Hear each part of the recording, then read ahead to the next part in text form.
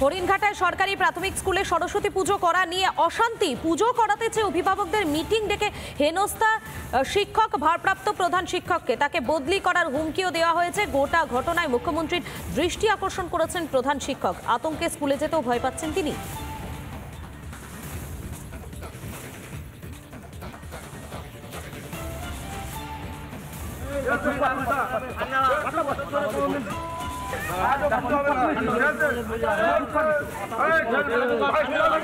আপনার 24 ঘন্টাও লাগবে না, 24 ঘন্টা লাগবে না।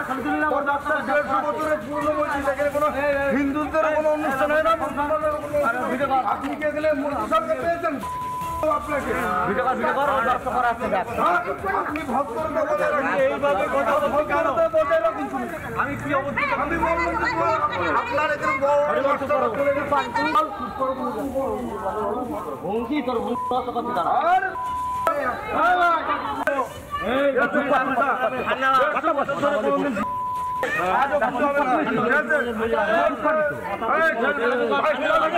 আপনার 24 ঘন্টাও লাগবে না, 24 ঘন্টা লাগবে না।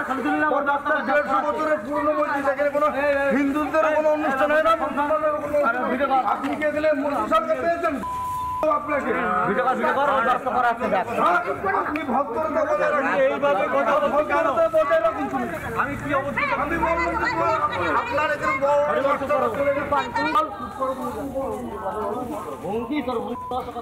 আপনারা শুনলেন, আপনাদেরকে সেই মুহূর্তে ছবিটা দেখালাম এবং এই বিষয়ে এই ভাইরাল ভিডিও আপনাদের সামনে তুলে ধরলাম। এবং এর ঘটনার পর এই স্কুলেরই ভারপ্রাপ্ত প্রধান শিক্ষক তিনি কি বলছেন, তার কি বক্তব্য একবার শোনাই।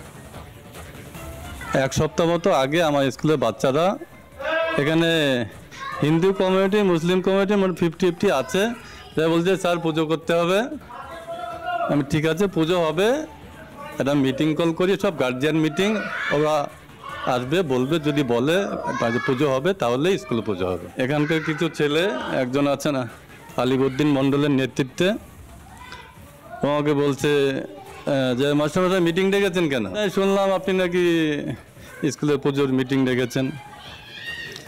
আমি বললাম যে স্কুলে পুজো হবে তাতে মিটিং কল করে গেছে। স্কুলে সরস্বতী পুজো হবে, বিদ্যার দেবী, এর মধ্যে তো জাতপাতের ব্যাপার নেই।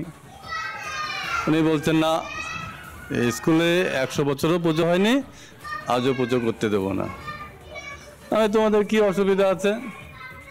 কোনো অসুবিধা আছে, পুজো করা যাবে না। আপনি যদি পুজো করেন, উনি বলছে যে আপনাকে 24 ঘন্টার মধ্যে ট্রান্সফার করে দেবো। আমি আমার সিদ্ধান্তে অনড় আছি। একমাত্র যদি ওরা মানে যে ঝামেলা করেছে ওরা যদি এসে আমাকে বলে যে মাস্টারমশাই আপনি পুজো করুন, কোনো অসুবিধা নেই, একমাত্র তাহলেই আমি পুজো করবো। মানে এই কদিন স্কুলে আসতে খুব ভয়ই পাচ্ছি আমি, যে আমাকে কখন নাকি করে ফেলে একটা ভয় ভয় লাগছে আমার। মানে উপরমহল থেকে একমাত্র বললেই আমি পুজো করব। এখন যদি সমাধান হয় তাহলে পুজো করব, আর না কারণ আমার তো স্কুলটার মধ্যে আসতে হবে, কিছু তো ভয় লাগছেই আমার। আমার তো আপনাকে স্পিচ দিতে আমার হাত পা কাঁপছে। আর এই বিষয় নিয়ে অভিভাবক এবং স্থানীয় বাসিন্দা যারা রয়েছেন তারা কি বলছেন, তাদের কি বক্তব্য শোনাই আপনাদের। আমার একার জন্য না, সবার জন্য। তা আমি চাই সরস্বতী পুজো হোক। সরস্বতী দেবী তো বিদ্যার দেবী, হ্যাঁ, বিভিন্ন স্কুলে তো পুজো হয়। সমস্যা কোথায়? কোনো সমস্যা নেই। তাহলে বাধা দিচ্ছে কারা? যারা মুসলিম যারা আছে তারাই বাধা দিচ্ছে। তারা সবাই দিচ্ছে না, তারা মাথা যারা লোক আছে তারাই দিচ্ছে কয়েকজন। এই বিষয়টা কিভাবে দেখছেন? এটা তো বাচ্চাদের উপর একটা প্রভাব পড়বে অবশ্যই। যেহেতু আপনি সবাই জায়গায় থাকেন, হিন্দু মুসলিম সমাজ তো মিলেমিশেই থাকে। হ্যাঁ, আমরাও তো চাই যে আমরাও মিলেমিশে থাকি, ঠিক আছে। এইবার দেখা যাচ্ছে এই ক্ষেত্রে দেখা যাচ্ছে ওরা বাধা দিচ্ছে। হ্যাঁ, তা আমি চাই যে সরস্বতী পুজো হোক। এখন হঠাৎ করে এই স্যার আসার পরই কি এত পুজোর বিষয়টা দাঁড়ালো? আমরা চাইছি যেভাবে সুস্থ সবলভাবে এত 150 বছর ধরে স্কুল চলে আসছে সেইভাবে যেন স্কুল চলে। এখানে কোনো রকম সাম্প্রদায়িক কোনো কিছু যেন না হয়, যেভাবে সুস্থভাবে চলছে স্কুল চলুক। আর মাস্টারদের কাছে আমাদের অনুরোধই করছি যা ছেলেপিলেদের প্রতি সঠিক দৃষ্টি দিয়ে সঠিকভাবে পড়াশোনা যেন করান। আপনাদের শোনালাম যারা স্থানীয় বাসিন্দারা রয়েছেন, যারা অভিভাবকরা রয়েছেন, তারা কি বলছেন, তাদের কি বক্তব্য শোনালাম। আপনাদের যে ভাইরাল ভিডিও ইতিমধ্যে আপনাদেরকে দেখাচ্ছি, হরিণঘাটার সরকারি এক প্রাথমিক স্কুলে সেখানে সরস্বতী পুজো করাকে কেন্দ্র করে অশান্তি। পুজো করাতে চেয়ে অভিভাবকদের মিটিং ডেকে হেনস্থার শিক্ষক, ভারপ্রাপ্ত প্রধান শিক্ষক, তাকে বদলি করারও হুমকি দেওয়া হয়েছে বলে জানা যাচ্ছে। এবং এই পুরো ঘটনায় মুখ্যমন্ত্রী দৃষ্টি আকর্ষণ করেছেন প্রধান শিক্ষক, আতঙ্কে স্কুলে যেতে ভয় পাচ্ছেন তিনি।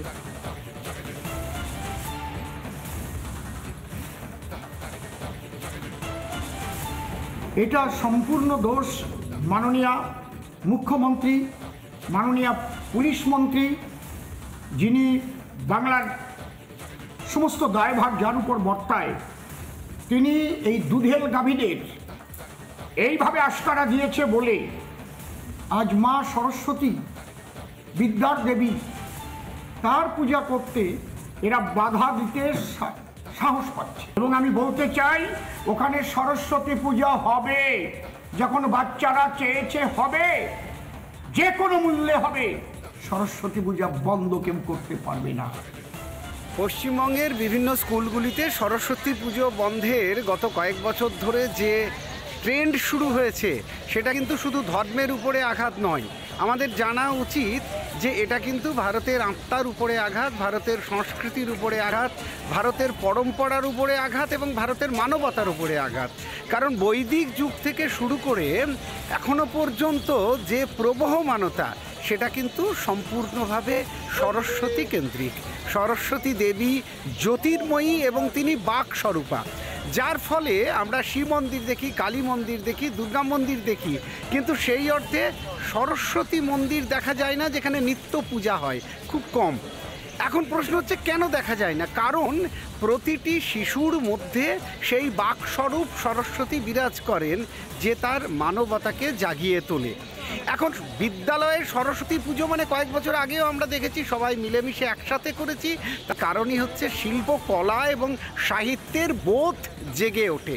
যত না ধর্ম আছে তার থেকে অনেক গুণ বেশি সংস্কৃতি আছে।